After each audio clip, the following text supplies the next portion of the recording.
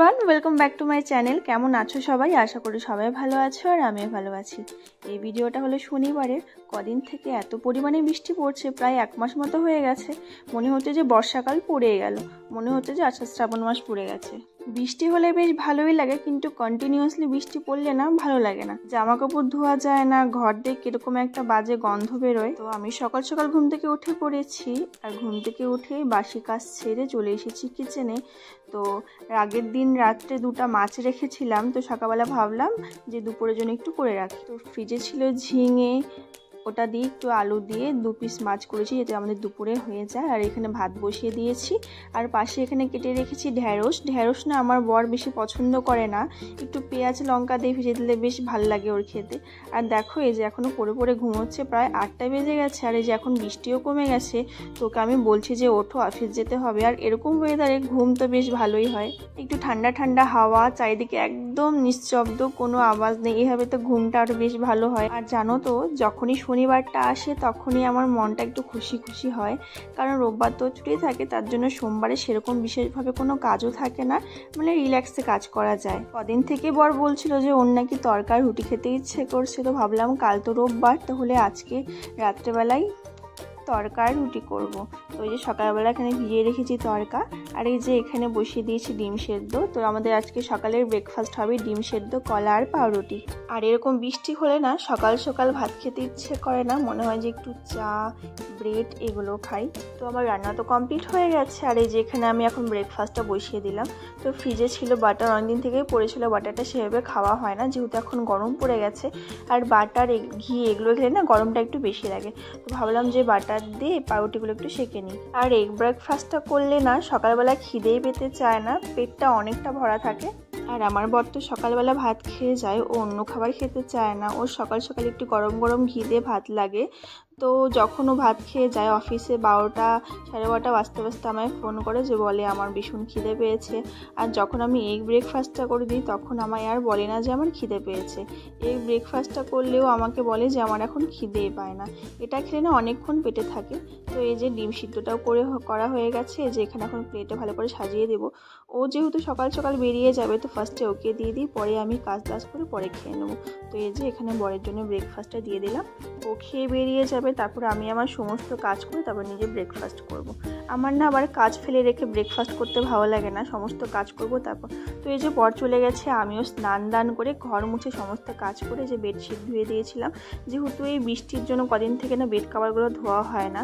তো পরে একটু হালকা রোদ উঠেছিল, ভাবলাম এই চান্সে একটু ধুয়ে দিই। আর এই বর্ষার দিনে একটু পরপর ঘরে একটু করে রুম স্প্রে দিতে হয়, কারণ জানলা দরজা যখনই খুলি মানে বাইরে থেকে একটা বাজে কিরকম গন্ধ আসে। আর যতগুলো বেড কাভার ছিল সবই ধুয়ে দিয়েছিলাম, ভাবলাম যে এখন হালকা রোদ উঠেছে, বলা যায় না আবার কবে রোদ উঠবে, তো এই চান্সে ভালো করে সব ধুয়ে দিই। আর জানো তো, যখনই এরকম একটু ঠান্ডা হালকা বৃষ্টি হয়, এরকম হালকা যখন ঠান্ডা ওয়েদার হয়, একা একা না বাড়িতে একদম ভালো লাগে না, মনে হয় যে কোথা থেকে ঘুরে আসি, বা বাড়িতে কেউ যদি আসতো ভালো হতো, একটু চা খেতাম, বসে বসে আড্ডা করতাম, কিন্তু ওটা তো আর হবে না। আর এরকম ওয়েদার হলে বরকে আমি বলি তুমি আজকে থেকে যাও না, তোমায় অফিস যেতে হবে না, কিন্তু যেতে তো হবেই।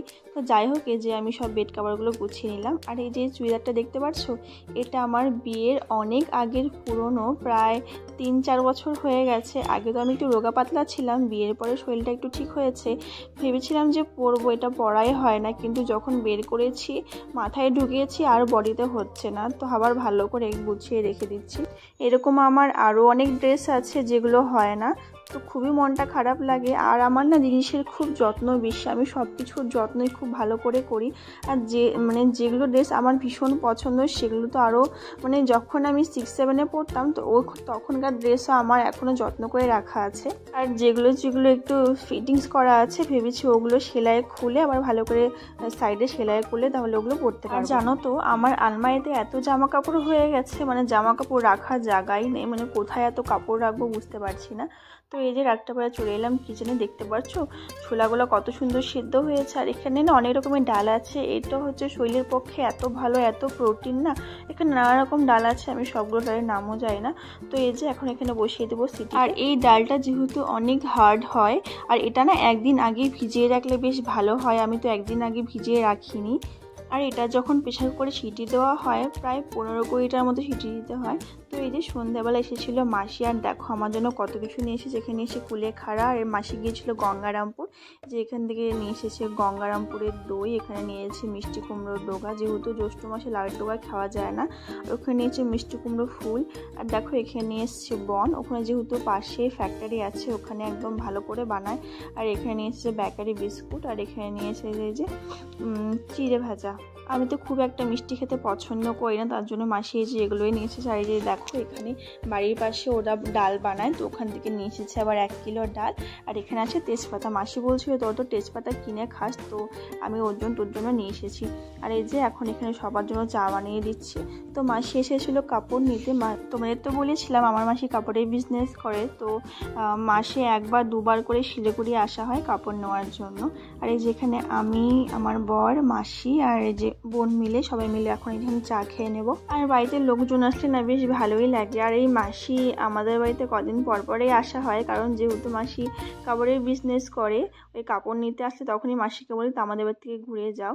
তার এই যে রাত্রেবেলা বুনু এখানে আটা বেলে দিচ্ছিল, আর এই যে মাসি এখানে বানাচ্ছিল, আমি বানাচ্ছিলাম। মাসি বললো যে তুই তো অনেকক্ষণ থেকে অনেক কাজ করেছিস, তাহলে আমি রুটিগুলো ভেজে দিই। আর আমি না আস্তে আস্তে করে রুটিগুলো ভাজছিলাম। মাসি বললো দে, আমি এখন 5 মিনিটে তাড়াতাড়ি করে রুটিগুলো ভেজে দিই। আর সত্যি রুটিগুলো এত ভালো হয়েছিল।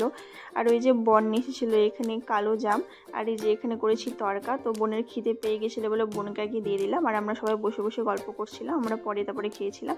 আর এটা হচ্ছে পরের দিন রোববার সকালবেলা নিয়ে এসেছিলাম এখানে বরুলি মাছ, আর এখানে নিয়েছিলাম রুই মাছ। তো এগুলোই রান্না হবে। তো এই যে এখানে বসিয়ে দিয়েছি মাছ ভাজা, মাছের ঝোল, মাছের চচ্চড়ি এগুলোই করা হবে। আর এই যে বর এখানে বাসছে পাট শাক, তো সকালবেলা হবে পাট শাক দিয়ে খাওয়া। তো যখন বাড়িতে শাক আনা হয় বরই বেঁচে যায়, আমি যখন রান্না করি ও তখন আমার সাথে সাথে একটু হেল্প করে দেয়। তো আমার রান্নাও কমপ্লিট। আর যে এখন এখানে একটু ভাত বসিয়ে দেবো। তরকারিটা যেহেতু সময় লাগে রান্না হতে, আর ভাতটা তো বেশি সময় লাগে না। আর এরকম ওয়েদারে না গরম গরম ভাত খেতেই ভালো লাগে না, ভাত ঠান্ডা হয়ে গেলে একদম ভালো লাগে না। তো এই যে এখন এই যে গ্যাসে বসিয়ে দিচ্ছি ভাতটা হয়ে গেলে সমস্ত কাজ করে স্নান দান করে সবাই আমরা খেয়ে নেব। তো এই যে ভাতও হয়ে গেছে। তো এই যে এখন গ্যাসটা মুছে নেব। আর জানো তো আমার ড্রাফে প্রায় অনেকগুলো ভিডিও পড়ে আছে, আমি না এডিট করতে পারছি না, ভয়েস দিতে পারছি, মানে পোস্ট করা হচ্ছে না। জানি না যে কবে ওগুলা দেব। এমনকি আমার ওই শীতকালের ভিডিও পর্যন্ত পড়ে আছে, প্রায় 4-5 মাস আগেকার ভিডিও পড়ে আছে। জানি না ওগুলো কবে দেবো, আদৌ দিতে পারবো কিনা। তো এই যে বর নিয়েছিল আগের দিন হচ্ছে আম, ওর অফিসের একজন ওকে গিফট করেছিল। এগুলো সব পাহাড়ের আম এনেছিল। তো এই বৃষ্টির জন্য না ও কদিন থেকে অফিস থেকে আসতে লেট হয়েছিল, ও আনতে পারিনি। তো সেদিন নিয়ে এসেছিল, সেদিন ছিল শনিবারে এনেছিল। আর দেখো আমগুলো এত সেন্ট ছিল, মানে এত সুন্দর গন্ধ। যখন আমি ফ্রিজে রেখেছিলাম, মানে ফ্রিজ খুললে খালি আমেরই গন্ধ বেরোচ্ছিল। আর এত মিষ্টি খেতে, ওখান থেকে 3-4টে আম নষ্ট হয়ে গেছিলো, আর বাদবাকিগুলো সব ভালো ছিল। তো আজকে ভিডিও